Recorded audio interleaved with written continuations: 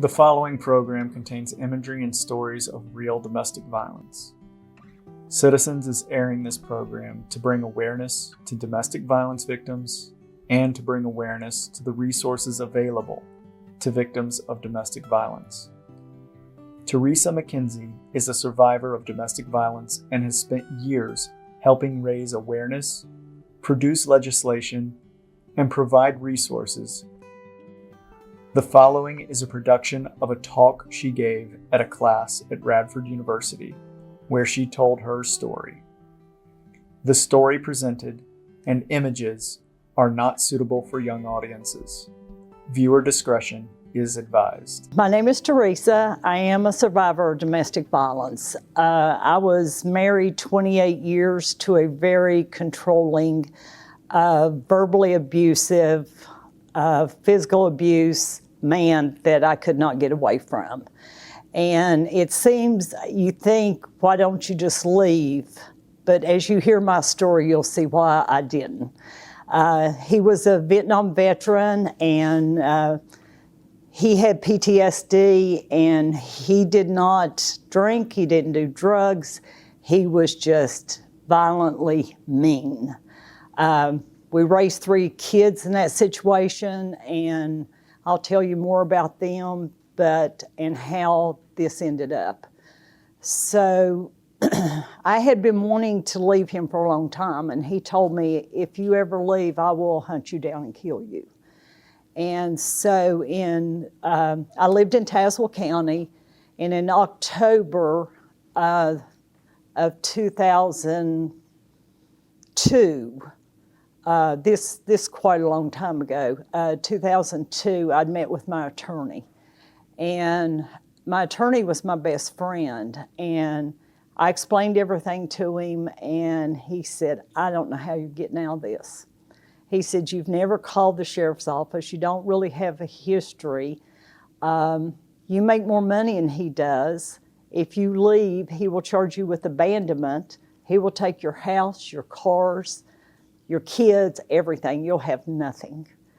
And I left there pretty disgusted. I didn't know what to do.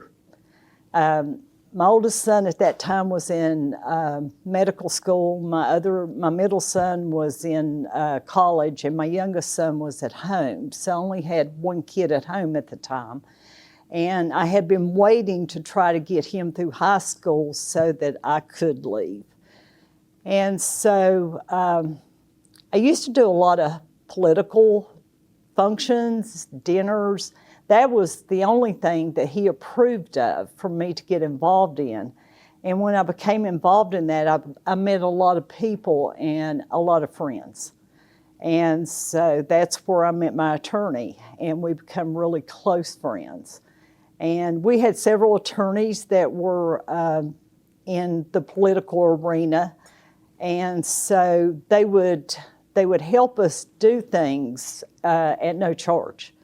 So I had decided, I was in pharmaceutical sales, so I was making a huge amount of money. And so my friend wanted to go to a dinner, a political dinner in Richmond. It was on a Monday night. And I had told him I was going to go, and he said, no, you're not. And he said, it will be bad for you if you do. And I had come to the conclusion that maybe this is where it needs to end. And so he had called me at work. I worked in Blaine County, and said, I dare you to go. And I'd already made up my mind. I left work at 12 o'clock. I met my friend, and we were on our way.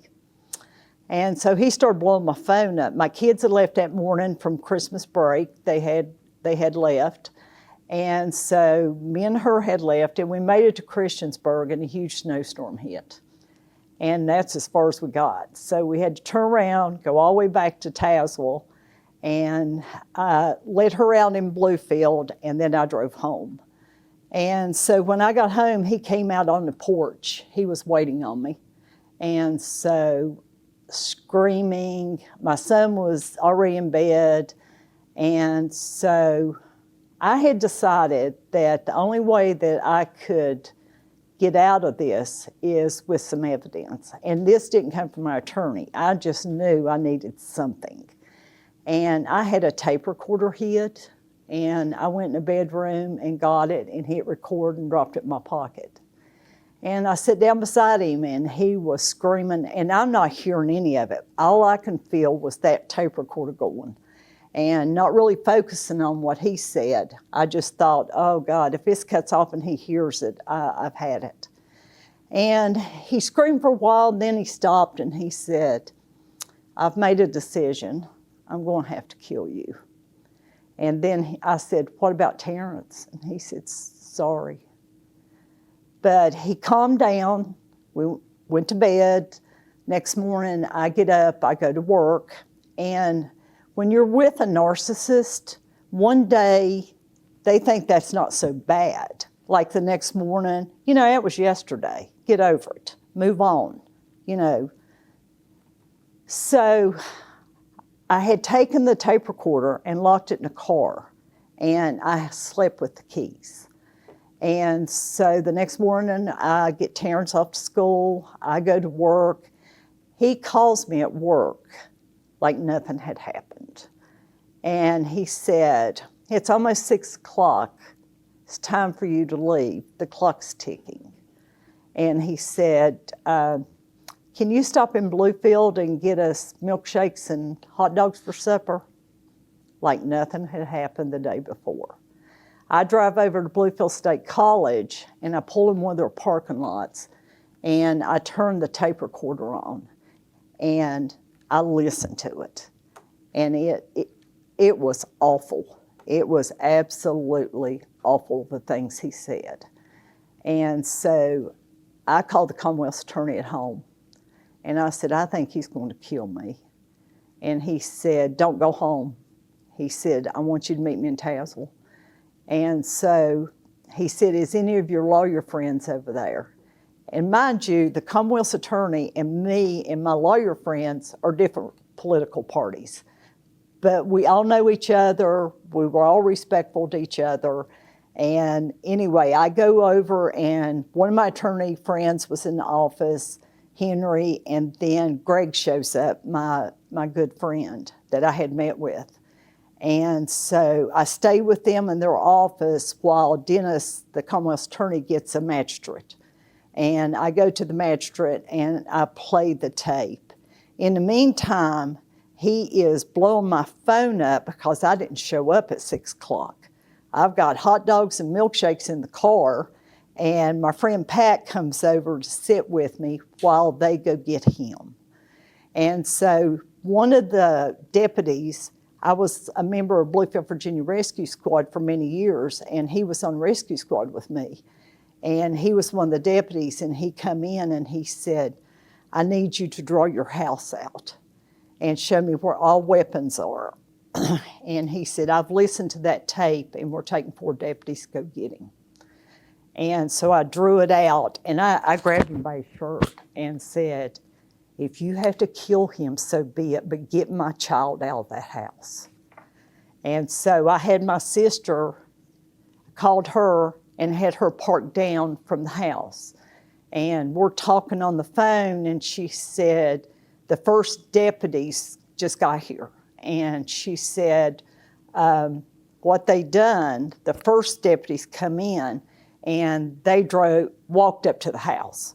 And the second ones drove up. When he saw the car lights, he assumed it was me, because by then I was supposed to have been home at 6, it was 10 o'clock. And he comes running out the front door, and they grab him. And they take him and put him in a car, and my son never saw any of it. He was in his room, and so my sister went up and got him and took him home with her. And so me and my friend Pat are sitting in the car, and she said, we were waiting for them to bring him and book him in. And so she said, well, we've got these hot dogs here. I think it's just kind of funny. Shouldn't we just go ahead and eat those? They don't need to go to waste. And I said, my husband loved strawberry milkshakes. And I said, I hate to say it, but you're not getting it. And I got out and I threw it all the way across the parking lot at the sheriff's office, and it just exploded. She ate the hot dogs. But anyway, they bring him, they do take him for a magistrate. They send him to Lebanon to a psych unit after they listen to that. I got an emergency protective order, and they send him down there. They called me from Lebanon and asked me if I could bring him some clothes. And so I took clothes. I assumed when you're in a psych unit that you're locked up. And so I'm at the desk giving him clothes, and he walks up behind me. And he said, I'm coming home. And it's the first time I stood up to him, and I said, you will never come home. I am done. And so I leave, and then we have to go back into court for me to get a protective order, which is up on the screen. So the judge, the Commonwealth's attorney in Tazewell, for a long time, they would represent you on protective orders. So one of the assistant Commonwealths went with me, and he played the tape for the judge.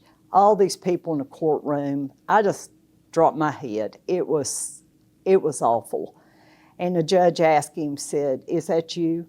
And he said, maybe it is, maybe it ain't. And she said, well, I think it is, and here's what I'm going to do for you.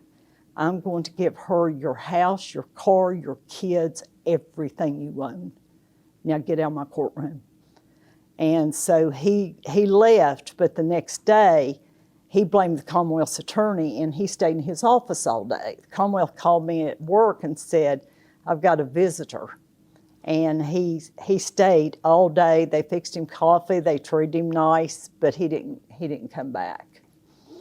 So I had a year protective order, and I got it on January 7th.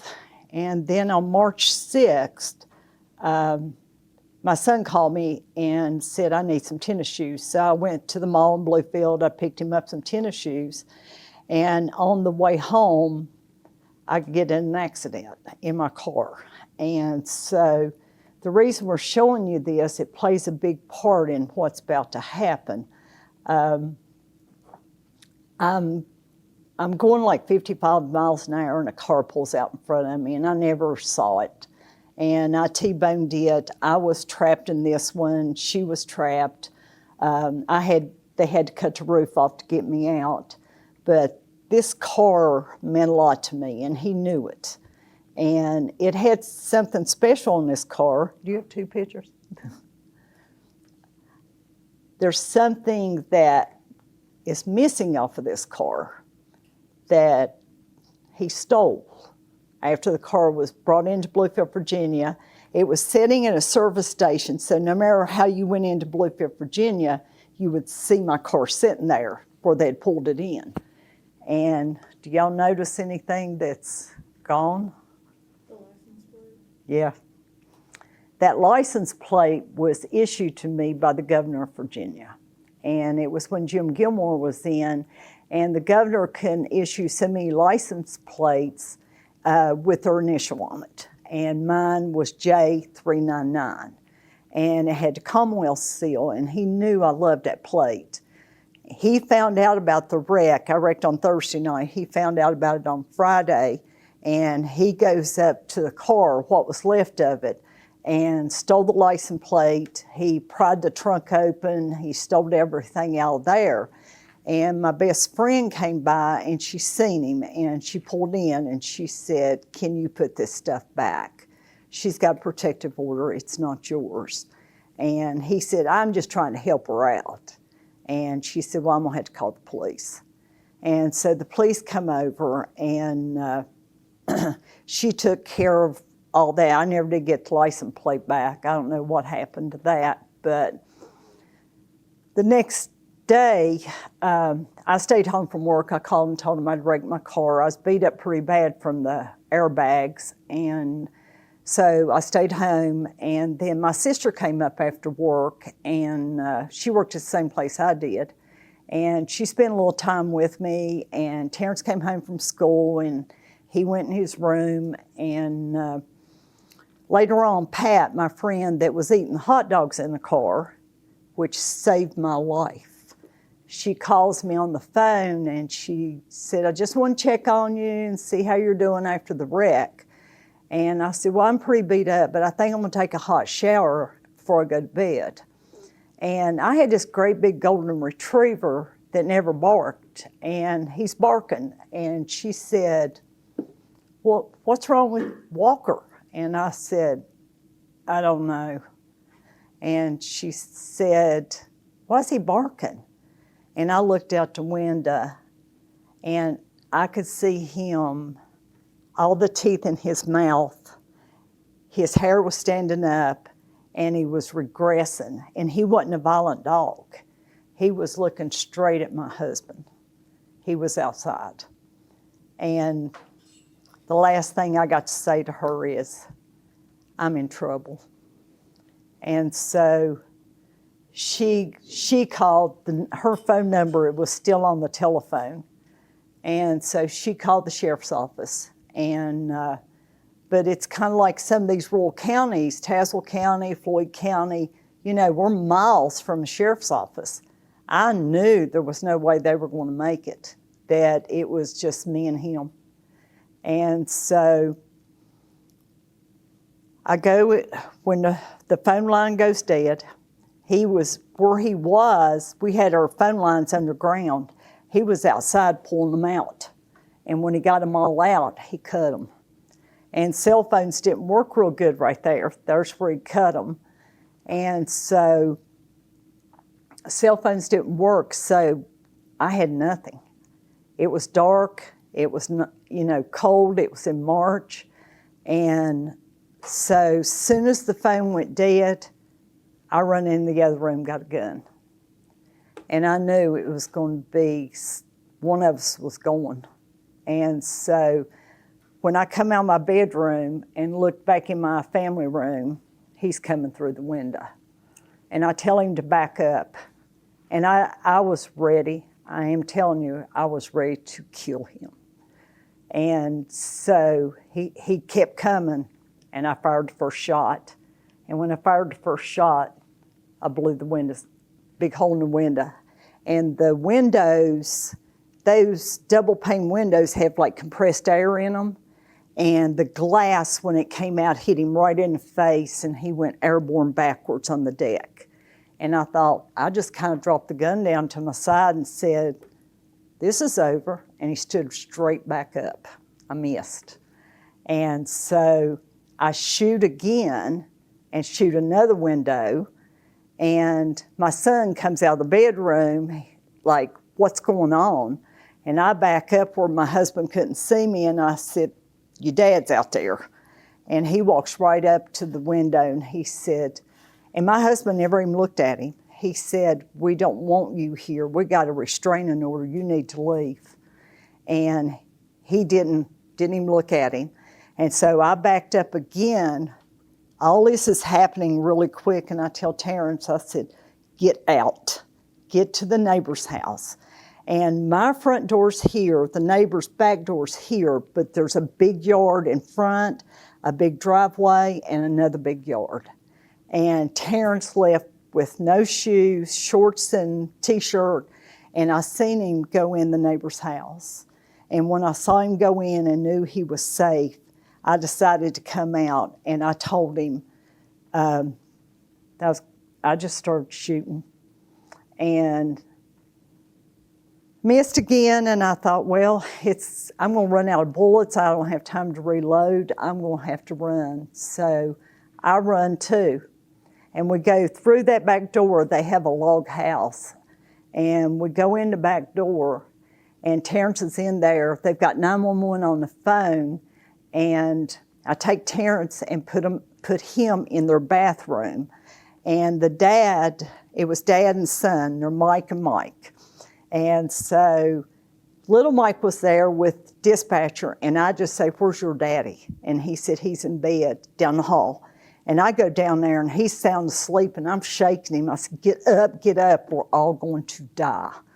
And he gets up, and my husband walks right up to that door and knocks on it like nothing happened. And Mike said, he's at the door. And I said, don't answer it. I don't know what he's got. And he said, it'll be okay. I'm just going to tell him that you don't want to talk to him. And I said, Mike, I've shot him 3 times. He should know that. And he said, he goes over and he opens the door and my husband pushes in. And he goes right past Mike. And I've still got the gun and I shoot again in that house. And then I'm going to try to run. This is in the neighbor's house. And I shoot again in the house. And I was out of bullets. So I was going to try to run in their daughter's room.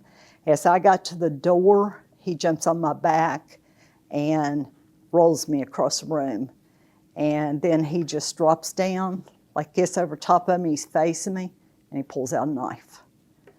And so the first knife wound that he does, he takes his hand up like this and hits me right here in the face until the knife come out my mouth. And then he just pulls it out. And this is the walls in that bedroom. I ended up getting stabbed 8 times. My face was the worst. I was bleeding really, really, really bad. It had filled my ears up. We pretty much destroyed that house. My eyes were full, my ears were full, I couldn't see, and I just slung my head so I could hear what was going on. He's on top of me. Then Big Mike decides to jump on top of him. And then Little Mike decides to jump on top of him. So I'm on the bottom with 3 of them on top. And my husband had the knife, it was in between us, and he was still trying to stab me in the chest. And my son comes out of the bathroom and starts jumping on his feet to make him wiggle. And when he's wiggling, it's giving me a little leverage to try to get out from under him. And finally, I get out, and then somebody's got me by the arm, and I just start pinching him. I said, whoever's hand this is, please let me go. And I crawled across the room and up on their daughter's bed. It was their little girl's room. And I crawled up on the bed and found a shirt and rammed it in my face. And rescue was sitting outside, but they couldn't come in. And so Terrence come over, my son, and he said, the rescue squad's outside, I'll get you out there. And I picked up the phone. All these shots and everything was recorded on 911. And I told him who I was. He said, can you stay on the phone? And I said, I can't. I'm bleeding really bad. And so me and Terrence, we got out and he took me to the ambulance. And so I got him in with me, and then we're going towards the hospital in Bluefield, which is like another 20 minutes. And Terrence didn't want to go, and I don't blame him. He'd been through enough. So my sister, we go to her house in the ambulance and drop him off. But we go to Bluefield. I end up at Roanoke Memorial with a plastic surgeon to sew my face up. I've still got issues with it. They could sew the outside. They could not sew the inside. So I've got a big scar on the inside. And then I had to go back and have some reconstructive surgery after that. So this is a picture in the hospital when I got there. These pictures on Monday, this Friday night, I was discharged from the hospital on Saturday. And I go home and my sister stays with me. And then Monday, the Commonwealth's attorney came to my house. And he said, I'll never forget this day. He said, you know, in domestic violence situations, he said a lot of people, you know, they want them punished, but they don't want to be so severe. You know, just give them a lesson or whatever. And he said, let's talk about what you want. And I said, here's what I want. I want 28 years. Whatever you have to charge him with, that's the knife I was stabbed with. Whatever you have to charge him with to give me 28 years, do it. And he said, I can do it. So he calls me in and he said, I've come up with the charges and here's what we're going to do. We're going to be doing aggravated malicious wounding. Aggravated malicious wounding carries 20 to life. Attempted murder is 10. Statutory burglary is 20 to life. And then violation of a protective order. Now the statutory burglary sounds, the way that Dennis told me, he said, the reason I'm going to do this is based on case law out in Northern Virginia. And he said, it's hard, it makes me nervous, but if you're okay with it, we're going to do it. And he said in Northern Virginia, 7-Eleven. And this guy would come in 7-Eleven. He was welcome to come in anytime to buy coffee, a drink, or whatever, but he wasn't welcome to come in and rob. Even though the door was open when he went in and robbed the store, it was still statutory burglary. So Dennis charged him statutory burglary, breaking and entering with intent to commit murder. And that was for coming in Mike's house. It wasn't for trying to get in mine. As a crime victim, you start reaching for laws. You know, you want to know what's available and what you're going to have to do. In 1995, George Allen signed into law abolition of parole and truth in sentencing. And those laws, you know, on July 1st is when you usually see the new laws, but you know, I bet a lot of you like me, I just read them and said, oh, okay, got truth in sentencing, so be it, don't affect me. Well, it affected me. Truth in sentencing protected my job because I missed a lot of work. Some mornings I get up and I get to work in Bland, and Dennis calls and says, I need you to come up here.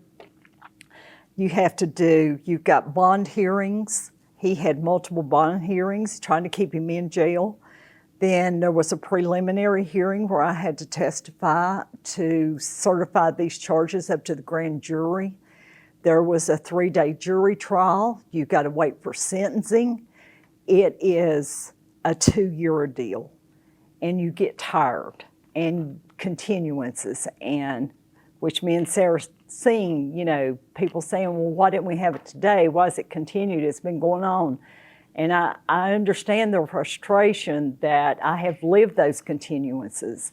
And at one point, I just wanted to quit. I really wanted to quit. And Dennis called me, and it was just a bad day. The company I was working for, because I switched companies after this happened and I relocated, was closing. And I told Dennis, he called me and said, we're going to do a continuance. And I said, well, I lost my job today, so we'll just add that to the whatever. And he said, let me pray for you.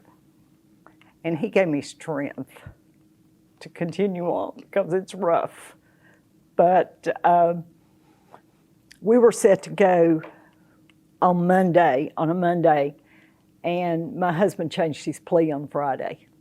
And he decided to plead insanity. And when he changed his plea, that changed the whole focus of the trial. And so it didn't change the charges. It's Dennis liked to do a theme, and he focuses it all around the theme of asking questions and, you know, everything you're going to do in this trial and all the witnesses that you're going to bring in. And so that ended up making it continued for, I think, another 6 months because he changed his plea. So when he changed that plea on Friday, they faxed it into the Commonwealth's office. I happened to be there getting ready for trial on Monday. And one of the secretaries brought it in and said, Dennis, we've got a problem. He's changed his plea. And Dennis looked at it and he was just like, oh gosh. He said, if he wants to be insane, I got something for him. I'll show him insane. He said, be here Monday morning. So another day work mixed. We go before the judge, and he had paid somebody to, his lawyer got somebody to evaluate him, and you know, they paid for a psychiatrist to say he was insane. And so Dennis sent him to Central State Hospital. That is a hospital here in Virginia for the criminally insane. And Dennis said, most of the time when I send them down there, they call and want to come back. And then Dennis went down and worked with the doctors on his treatment, and he said, teach me everything I need to know so that I can go through this trial. And so he did a great job.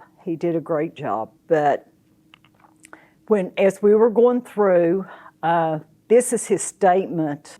It was recorded too, and he yawned all the way through it. I listened to it. Dennis let me listen to the investigator when he was interviewing him. So we go to trial. I'm the first one on the witness stand. I testify over an hour. And my husband was obsessed with money. And it was me making it, basically, because he didn't work most of the time. He was trying to get his VA money until he did. So they made it about money. Not about him trying to kill me, but his attorney didn't have much to go with because, we had like witnesses to what he had done. And so that was one of the big things, how much money were you making? They subpoenaed all of my check stubs, everything, tried to make it look like it's my fault because my husband thought everything was my fault. It wasn't his, it was mine. And so everything that during the trial was basically about me, and to the point that until Dennis got to ask questions. Now, I had reviewed all my crime scene photos, which were going to be up on a screen. The screen was bigger than this, but I had looked at them, and Dennis would say, now I'm going to show you this one and ask you this and ask you this. And we practiced all day on a Saturday before we actually went to trial on Monday. But some of the photos, the bloody ones, I hadn't seen. And so I'm turning to identify photos, and then I turn and see that one. He wanted to see the jury to see my reaction when I saw that. And when I testified, he told me how to sit, how to make contact with the jury. You're trying to focus on the questions that are being asked and trying to connect with every juror. So I'm going from left to right, making eye contact with each juror, and then answering questions. And then the defense, and then the Commonwealth goes first, the defense goes second, then the Commonwealth can go again. And so we get through it, and on the second day, that lasted all day on Monday. On the second day, Dennis come in and he said, well, they've made an offer. And I said, okay, what are they offering? He'll take 10 years. I said, no. I said, Dennis, 10 years is not 10 years because you got to serve 85%. So 10 years drops to 8.5 right then. It'd been in 2, we're down to 6.5. He's going to be really able to come back and finish what he started in 6.5 years. And Dennis said, I'm worried about statutory burglary. I don't know if the jury's going to understand this fully. And I said, I'm here for the long haul. I want 28. Go back and get me 28. And so he goes in, and the jury comes in. They find him guilty on all of them. And his assistant didn't know about the 28 years, and he comes over and kneels down in front of me, and he said, he's going to get 28. And I said, that's good. But the jury gave him 36. So he's been in prison for 21 years. Right now, he's in, there's Dennis, and Teresa to the side, to the right, is my victim witness. And we didn't realize at one point that she's married to my cousin, distant cousin, and he was a narcotics officer in Tazewell. But we were speaking at the victim witness conference or something at University of Richmond, and we presented this. Dennis presented his part, I presented my part, and Teresa presented what she did for me. But after he went to prison, I thought it was over. You know, he's going to serve 85% of that imposed sentence. Yeah, I get a call from the parole board. The parole board, which we had abolition of parole, 1995, and they tell me that I have to go before the parole board under geriatric release. If you have served 10 years and reached the age of 60 or 5 years and reached the age of 65, you become eligible for parole. So he hadn't been in but 7 years and come up for parole. So I go to the parole board and plead my case, and he's denied parole. Then the next year I'm back again, and so I decide, I tell the parole board, I said, you know, this is all well and good, but it looks like for the next 20-some years, you're going to be controlling my life coming to the parole board. And I said, only thing I know to do is to change law. And so I met with my legislator. At the time, it's Joseph Yost over in Giles County. And I said, I want to change this. That this is just 85%, and anybody can come up for parole just according to their age. It doesn't matter if they're, you know, anything wrong with them or they're dying or anything. It's just, you're just giving it to them. And so this was the first bill that I wrote.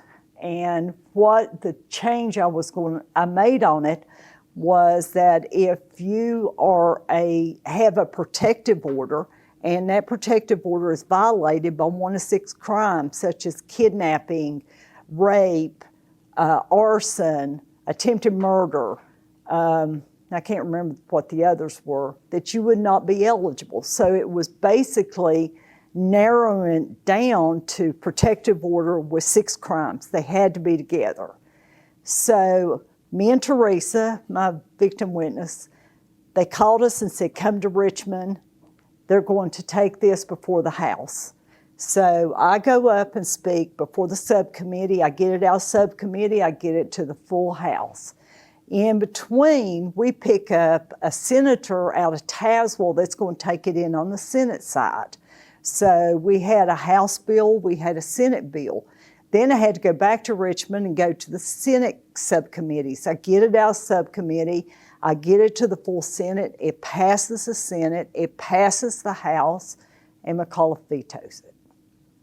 He vetoed 7 bills and 2 were mine. I took it personal. Then I made an appointment with Brian Moran. He was head of Homeland Security for the governor. And I went up and he knew when I come in, I said, this is your fault. You have screwed us over. You have told the governor this was the best interest, and it is not. And he said, well, I've only got like 15 minutes. And we sit down, we start talking, and he told his secretary, he said, cancel the rest of the day. We're just gonna stay here. And so we spent like 3 hours with him. I didn't take the bill back until last year.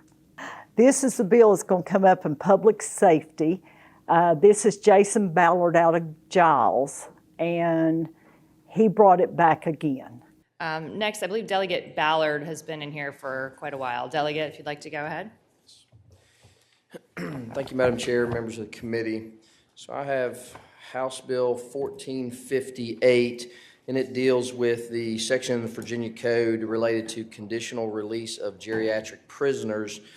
Essentially, this piece of legislation was brought to me by a constituent, Teresa Mckenzie. She is online, and she'll speak to her story.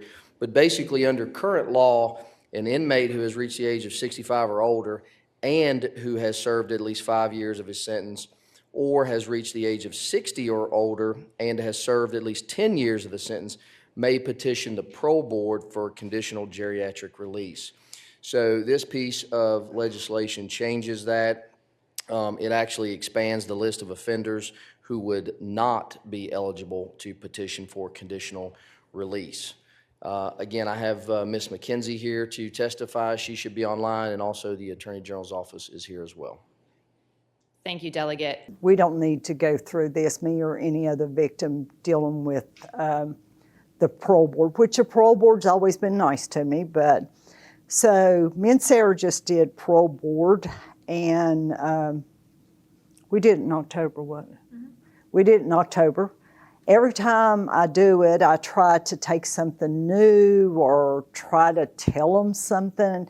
But you know, it's hard to keep coming up with new stuff, so I try to take somebody with me. We did it by telephone this time, or Zoom. And anyway, they interview me, then they interview him. And they have never told me anything that he's ever said, except this time. And he said, I don't think I'm supposed to tell you this, but when we interviewed him, he told us, I am not sorry and I am not remorseful. He's been there 21 years and still not. So needless to say, he was denied. And I also asked him for 3 years. Give me 3 years, I don't have to come back. And they approved that. So I'm on a 3-year rotation now until I have to go back again. NAVI is a victim notification program, and anybody that's in prison under the Department of Corrections, there's Department of Corrections Victim Services. And once it gets past me and somebody, me or Sarah, it would go to, we turn it over to Victim Services once somebody is in the DOC. And so what they do, I register, bring him up, and it notifies us as victims anytime he's moved. I get a text message and it comes up and it says, Jerry Sayers has been moved to this prison. He is still under the care of the Department of Corrections. So I know where he is every minute of every day. Which is good because he got moved to there's a big prison outside Bluefield, and that prison is 5 minutes from my sister. And my son, the one that was in the house that night, was living there.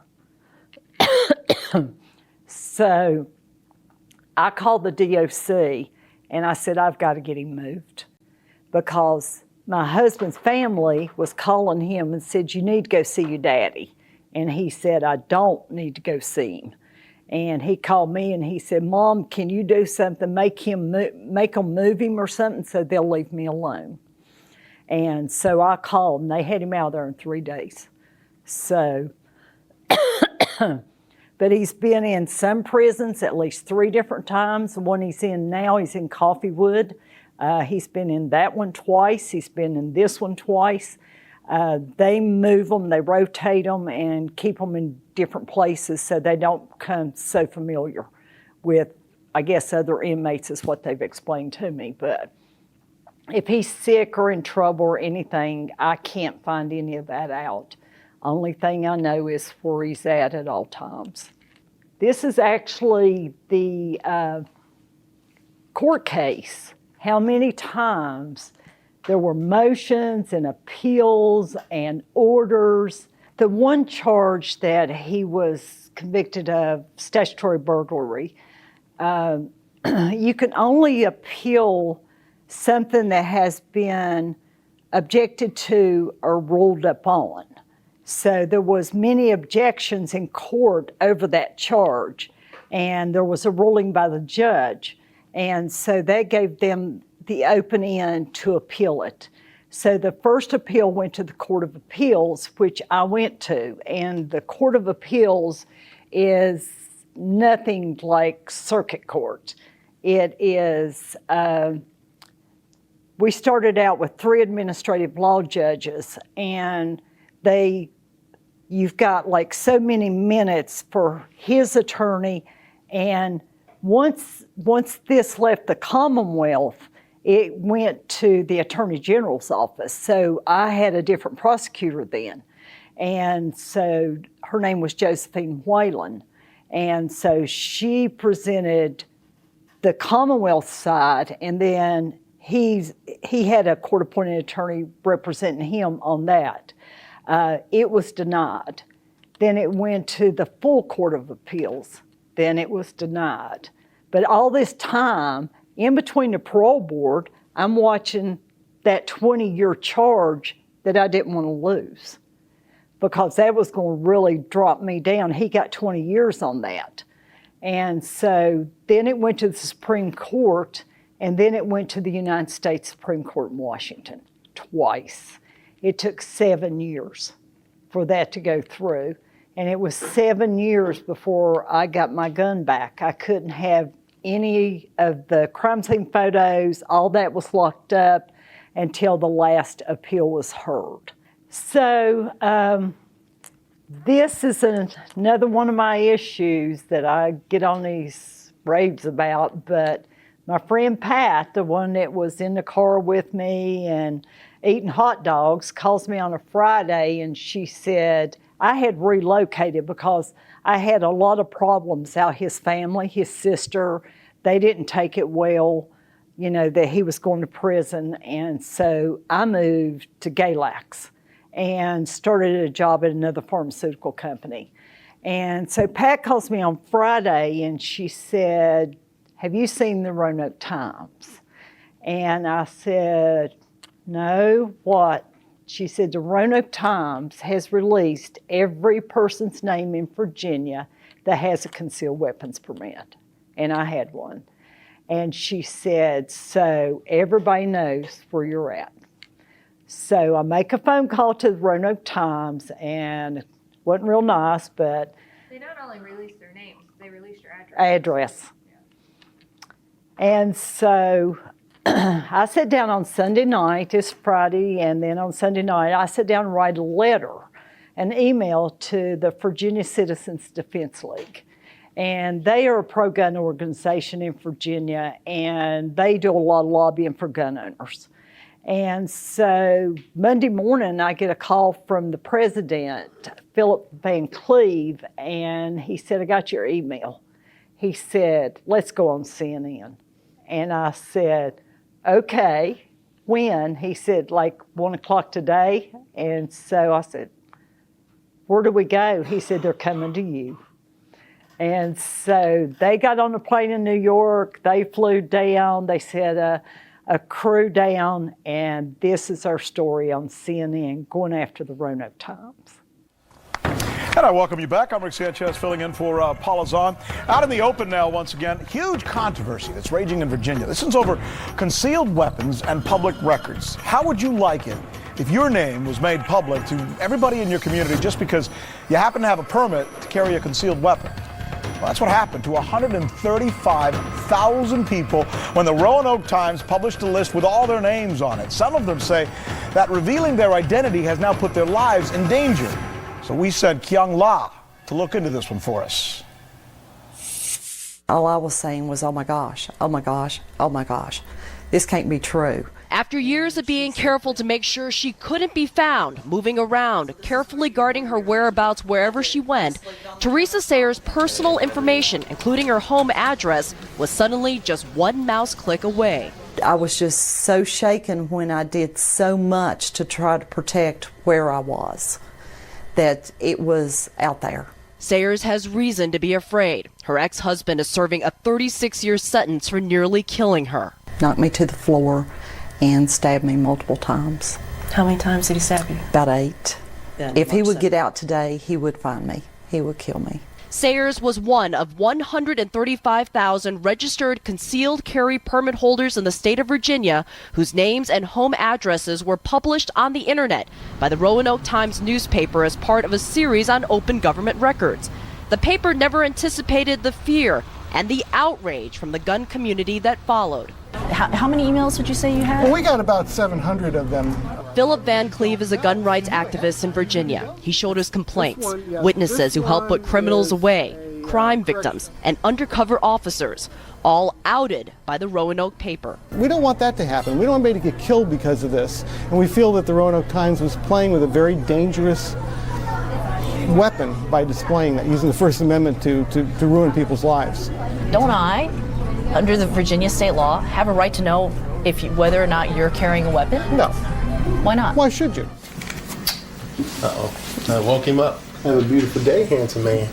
Hassan Thomas was also on the list. He too has a reason for a permit to carry a concealed weapon. He has it because he's a parole officer. He checks up on violent offenders. And now, since his name and home address were published, those offenders are checking on him too. The doorbell rang, and it was someone I didn't know. So it was a parolee? It was a former parolee. They said they knew him because he used to be their parole officer. And why'd he come? Just curious. How did he get that information? How did he know? I'm thinking, did he follow me home? Did he, find out where I lived at from a friend or something? The Roanoke Times says the right to know is vitally important. The Times would not speak to CNN on camera, but in an editorial, the paper acknowledged that the right to know must be measured against the potential risk to crime victims and law enforcement. The paper says that it has been bombarded by thousands of fuming emails and calls and many threats of violence. The day after the Roanoke Times published the list, they pulled it down off the internet. But the paper says it still believes that public records should remain public, and they're not alone. My friend Pat's name's going to come up again. I call her and I said, we got to put a stop to this. I said, do you know where the Attorney General's going to be anytime soon? She said, gosh, he's going to be in Bristol on Saturday. And I said, what is it, a fundraiser or something? And she said, yeah. I said, do we have money to go? And she said, I'll get it. So we show up, and the governor's, no, it's the Attorney General. He was in line getting ready to get his food. And I just got in behind him and I said, we need to talk. And I said, we've got to shut that database down. The Virginia State Police had the database, and the Roanoke Times got the whole database under FOIA. And so I asked the Attorney General, I said, if you can just shut it down till we get legislation in place to protect gun owners. And so he did that, and it took 3 years, but it shut down. The first year we got one piece of it done that they couldn't get the database, and then it took 3 years until, because you could just walk in circuit court and check to see if somebody had concealed weapons permit. And now you cannot. It is shut down, nobody can get it, nobody knows. But this put a lot of people in danger, whether it be with a gun or without a gun. So you may be looking on that list that's in Roanoke Times and say, oh, neighbors don't have concealed weapons. They may not have any guns. We may have to just go in and rob them. So it was actually saying everybody had a gun, everybody didn't have a gun. So it was just bad. But we've got that taken care of now. Violence. Citizens is proud to support the Walk a Mile in a Victim's Shoes on October